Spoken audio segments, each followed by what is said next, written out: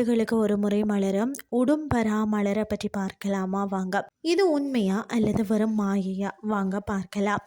இயற்கையின் மர்மங்களும் ஆன்மீக நம்பிக்கைகளும் ஒன்றிணையும் புள்ளியில் உருவாவது தான் உடும்பரா மலர். சமூக வலைதளங்களில் வைரலாக பகிரப்படும் இந்த மெல்லிய வெண்மை நிற மலர்கள் 3000 ஆண்டுகளுக்கு ஒரு முறை மட்டுமே மலரும் தெய்வீக மலர் என்றும் பலரால் நம்பப்படுகிறது. உண்மையில் இது புனிதமான அதிசயமா அல்லது அறிவியல் பூர்வமான ஒரு விந்தியா வாருங்கள் பார்க்கலாம். உடும்பரா மலர் என்பது 3000 ஆண்டுகளுக்கு ஒரு முறை மட்டுமே மலரும் என்று அறியப்படும் மிகவும் அரிய தெய்வீக மலராகும்னே சொல்லலாம். இந்த மலர்கள் மிகவும் நுணுக்கமானவை. மிக சிறிய அளவில் நீண்ட மெல்லிய பட்டு போன்ற அதாவது தண்டின் நுனியில் சிறிய வெண்மையான மணி வடிவில் காணப்படும்.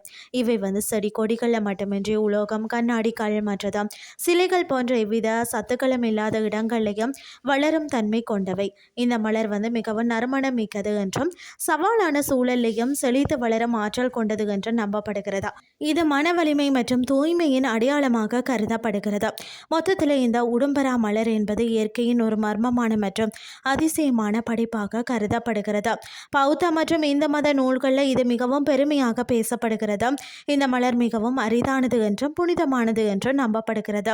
அது மட்டுமில்லாமல் பார்த்தீங்கன்னா தைத்திரிய சம்ஹிதை, மகாபாரதம் போன்ற பழமையான இந்திய நூல்களையும் பௌத்த இலக்கியங்களையும் இந்த மலர் குறிப்பிடப்பட்டுள்ளது.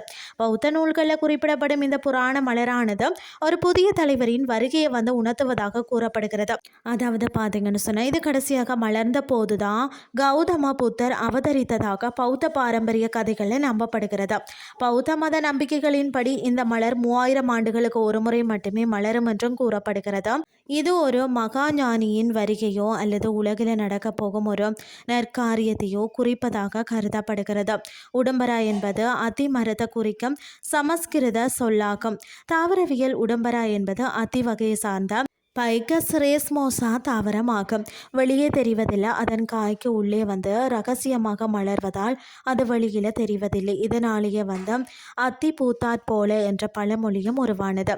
இணையத்திலையும் சமூக வலைதளங்களையும் உடும்பரா மலர் என்று காட்டப்படும் மிக மெல்லிய சிறிய வெள்ளை நிற வடிவங்கள் உண்மையிலேயே மலர்கள் இல்லையா. அவை பார்த்தீங்கன்னா கிரீன் லேஸ்விங் என்ற பூச்சியின் முட்டைகளாகும் அப்படின்னு சொல்லப்படுகிறதா. இந்த பூச்சிகள் தங்கள் முட்டைகளை பறவைகள், எறும்புகள் போன்ற வேட்டையாடிகள் மற்றது பிற பூச்சிகள் உண்ணாமல் இருக்க மரங்கள், இலைகள், கண்ணாடி மற்றது உலோக பரப்புகளில் மிக மெல்லிய அதாவது நூலிலை போன்ற காம்புகளின் நுனியில் முட்டையிடுகிறதா. இது பார்க்கறதுக்கு காம்புடன் கூடிய சிறிய வெள்ளை மலர் போலவே தோற்றமளிக்கும். அது மட்டும் இல்லாமல் சில சமயங்களில் இந்த உருவங்கள் சில குறிப்பிட்ட பூஞ்சைகளின் வளர்ச்சியாகவும் இருக்கலாம். இன்றைய கிறிஸ்டி உங்களுக்கு பிரயோசனமாக அமைஞ்சிருக்கும்னு சொல்லி நான் நம்புறேன். இதே மாதிரி மற்றும் ஒரு கிறிஸ்டின் வேலைக்கு உங்களை சந்திக்கிறேன். நன்றி.